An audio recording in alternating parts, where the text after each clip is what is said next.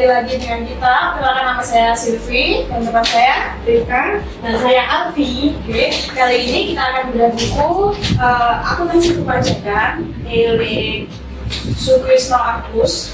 Nah, kali ini kita akan melanjutkan dari bab yang kemarin. Kita akan lanjut di bab 4 mengenai piutang. Nah, ini teman-teman sudah ada baca bukunya nih mengenai piutang.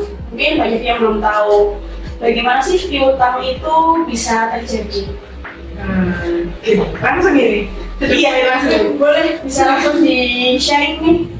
Apa sih piutang tuh? Gimana sih piutang tuh bisa terjadi? Oke, biasanya tuh piutang terjadi itu karena adanya transaksi penjualan barang atau jasa suatu perusahaan, dan biasanya itu bisa terjadi karena penjualan barang atau penyerahan jasa tersebut itu dilakukan secara kredit, dimana otomatis akan menimbulkan tempo. Seperti itu otomatis akan pembayarannya akan bergilir. Oke.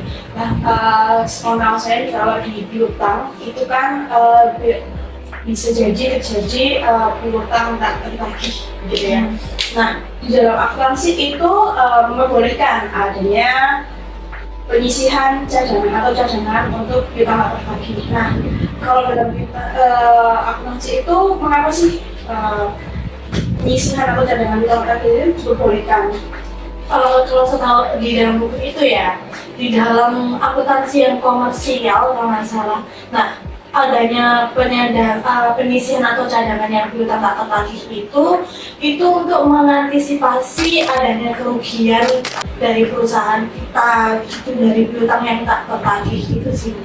Kalau kita kan bicara kan karena dibolehkan tadi ya, jadi dibolehkan tuh adanya pencadangan untuk piutang tak tertagih. Apakah ada syarat-syarat tertentu sehingga untuk dianggap oh ya piutang tak tertagih ini diperbolehkan dalam laporan komersialnya? Ada ketentuan yang mengatur tentang piutang tak tertagih itu tadi. Jadi menurut Undang-Undang PPh nomor 36 tahun 2008 pasal 6 ayat 1 itu piutang tak tertagih diperbolehkan dengan syarat satu, telah dibebankan sebagai biaya dalam laporan laba rugi komersial. Yang kedua, wajib pajak harus menyerahkan daftar piutang yang tidak dapat ditagih kepada DJP. Kemudian yang ketiga, telah diserahkan perkara penagihannya kepada Pengadilan Negara (PN) atau instansi pemerintah yang menangani piutang negara, atau adanya perjanjian tertulis mengenai penghapusan piutang antara debitur dan kreditur. Jadi piutangnya tetap diperbolehkan ya, tapi harus ada syarat-syaratnya tertentu. Piutang itu kan maksudnya ke balance sheet ya, neraca. Nah, bagaimana sih perbedaan piutang pada neraca komersil itu? Biasanya kalau piutang kayak gitu tuh di dalam neraca piutang ini sih, piutang neto.